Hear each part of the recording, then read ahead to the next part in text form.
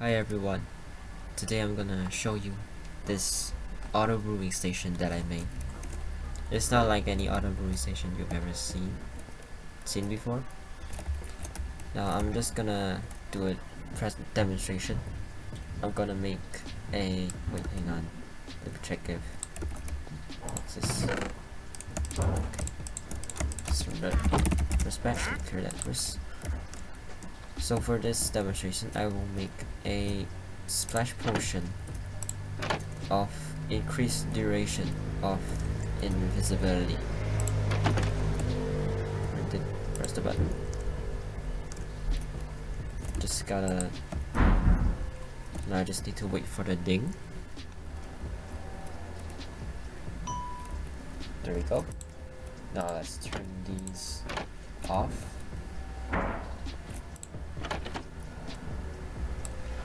Let's hit down here.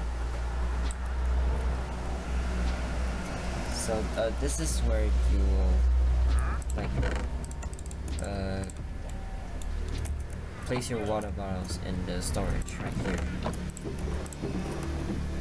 using this water elevator. So let me just go in survival. We have an inventory full of items, and you'll right click the water with a bottle.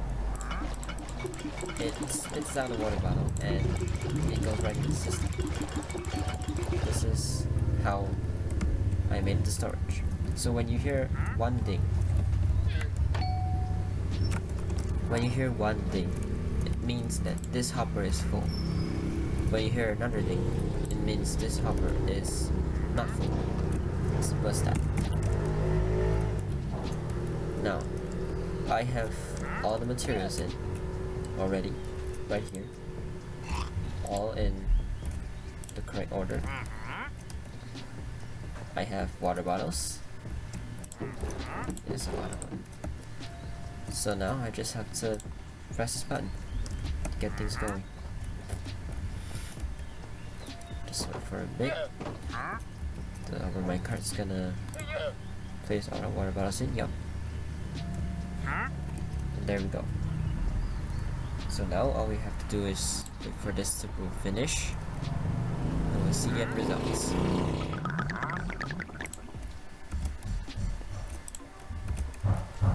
Alright, this is finished. Let's see if we get what the end results wanted. So I wanted a splash potion of increased durability of an invis pack. Let's see if we got that. Yes, we did. Alright, just look at that. So, right, let me just talk about the pros and the cons of this thing. It can brew one shulker box full of potions, and all potions are included in the system. Turtle Master, slowness, speed, yeah, even lingering potions, and it's pretty fast. Not gonna lie, it's pretty fast.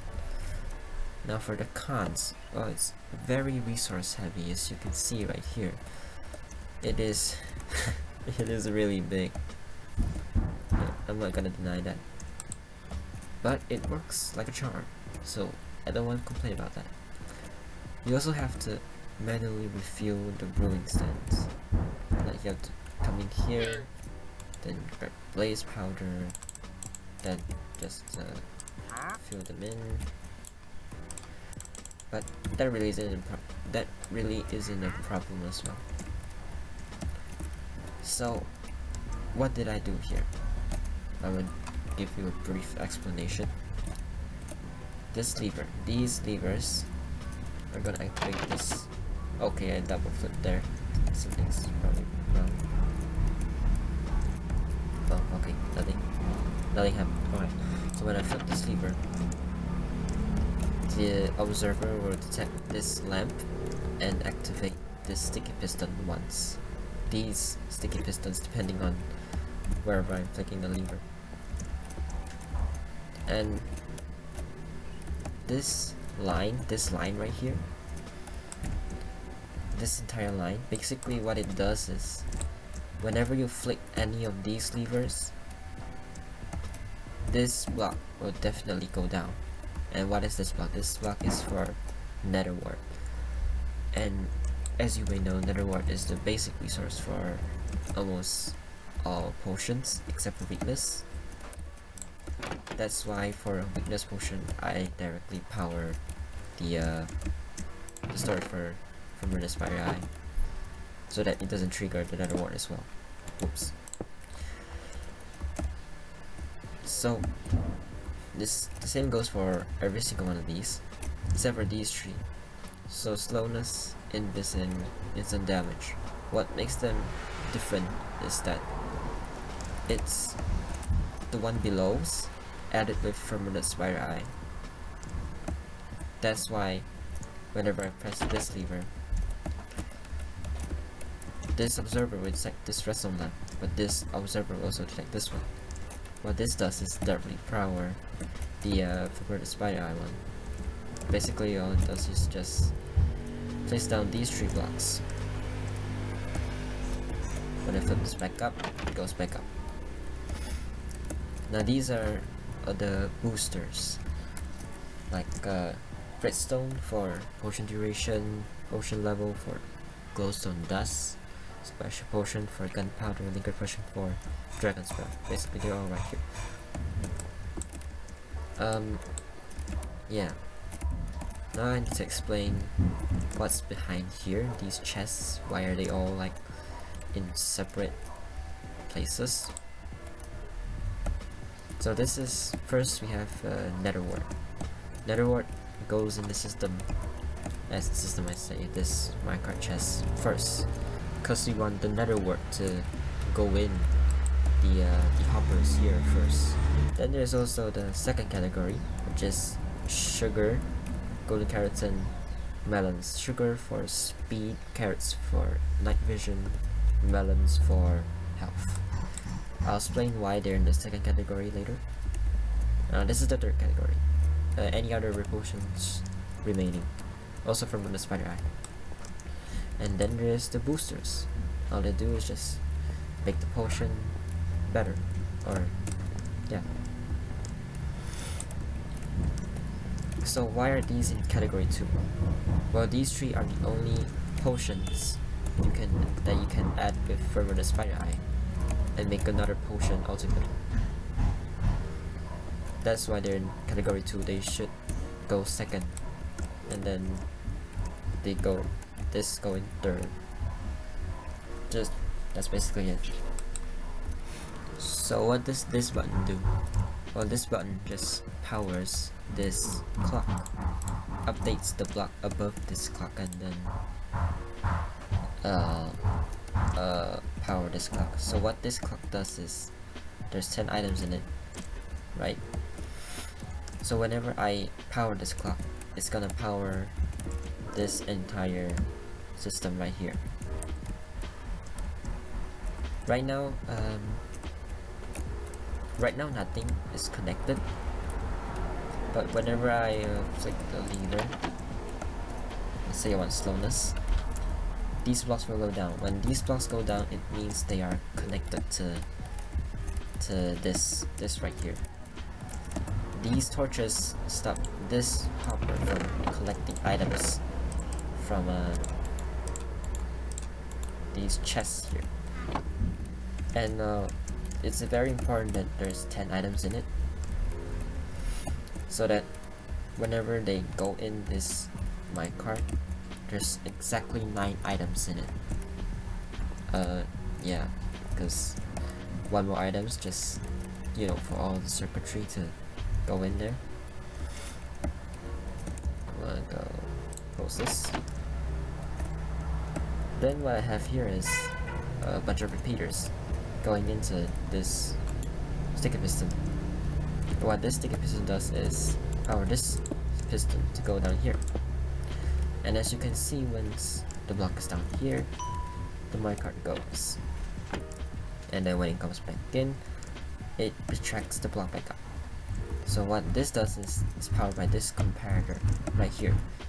If there's items in it, this rail will not. This rail will not be powered. If there's no items in it, like it is right now, it should be powered. But since there's no block up here, and it can power this redstone dust, it doesn't power. So what it does is just prevents the minecart from just going over and over and over again.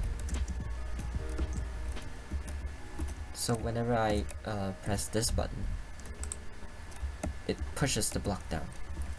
Look, I made a lot of delay so that the items have time to enter this hopper. That's just all it is. Then there's also a detector rail down here that sends signal up there, and yeah. So yeah, all of these items need to be in this order. Actually, not really. Nether wart must be in here. These three must be in here. For me, that's why I preferably to be in the first slot. Boosters all must be here. But boosters you can have whatever order you want. Maybe this can be redstone. This can maybe. Oops. Maybe this can be glowstone and this can be redstone, but it all depends on you. Just make sure that you label these correctly. That's all. Right, so there's a chest down here. This is where you place the materials. These are solid materials you can place in it. Let's say you want to place in turtle shells and the base powder, sure. Just place it down here. There's a dropper elevator that sends the items up here and goes through this sorting system. I'm gonna show you how I sort out the turtle shells after this. As soon as the place powder goes in.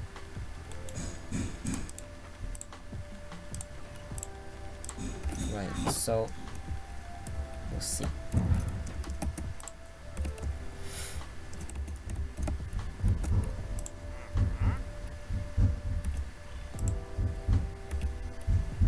Yeah, that probably worked. Yeah, okay. So for every other item, every single item, I use a normal item sorter. That's not really it. Except for nether wart. Yeah, except for nether wart, mainly because there's no more space, and because that's the last item that ever goes in the system anyway. So how do I sort out the turtle shells? All I did is just make a unstackable item filter right here. It filters out unstackable items, aka the turtle shells. And whenever there's an unstackable item, it sends a tree signal, depowers this, and then depowers the hoppers down, goes in this place. Yeah, that's all it is basically.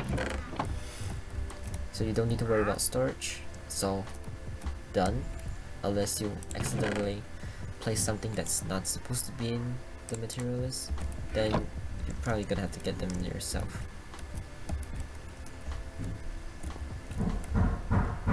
Next, in here, you can see this thing, right? There's 62 items in it. So what this does is, there's a comparator over here, and this comparator detects for this hopper. If there's items in this hopper, it's going to power this line and this line.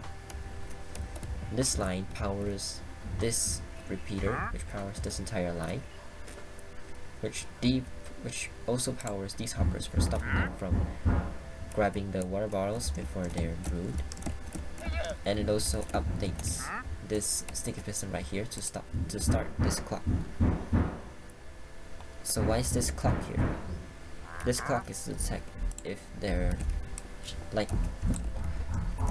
there's no more items in the hopper, like it's the last material to be brewed.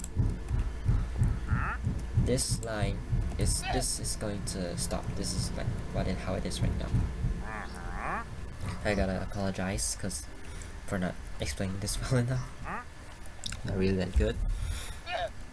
But once there's like 62 items, goes back in the hopper. This depowers and it's gonna have your potions ready to go here. So what I did here is, so there's also this thing right here. Basically what it does, what this rail does is it detects for items in the minecart. If there is still items, it will send this to loop back. If there's no more items, like how it is right now, it's gonna go back up. The same concept goes in here, and that's about it. Oh, and also this thing, there's 28 items in it. Basically what it does is it depowers these hoppers to go in this storage minecart. Exactly 27 of them, which is why there's 28, just in case. Not to mention we have 2 inputs. Sometimes the distribution isn't really that even, but it works nonetheless. So there's this detector rail here. It detects for the storage minecart. If it's full, this comparator will detect it and open this fence gate. It's gonna send all the items in. Oops. Okay, close that. Yeah. Alright. Also, you cannot like brew 2 potions at the same time. You cannot do this. It's just gonna break the system. For these, however, you can, because it doesn't really affect what's behind here. Also, you cannot like make just one single weakness potion and press the button, because the system requires one item in the hopper to work.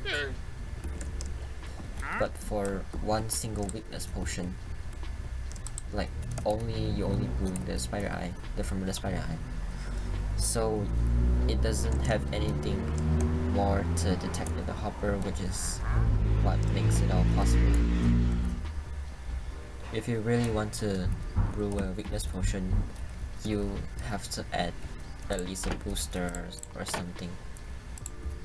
No one's gonna wanna craft brew only one single weakness potion, right? Yeah, no one does that anyway. So I think that's okay for now, fine for now. Okay, I'm gonna show you how this works again. I'm going to make an increased potion level of instant health. Yep, that's about it. So I'm gonna press this button. As you can see, the blocks down are depowering this, and then all the items go in here. This block is down, this is powered, and then yeah, and it goes off and it loops back if there's items. Yeah, it's too fast for me to explain everything in detail. That thing, it means it's back home. All the items are in the correct order. This makes instant health too, if I'm not mistaken. Right, let me check if there's any water bottles. Just press the button. This is whoops. Oh, okay, that's my bad. That's my bad. Yep, my bad. It's okay. As long as you don't touch that fence gate right there, it should be fine.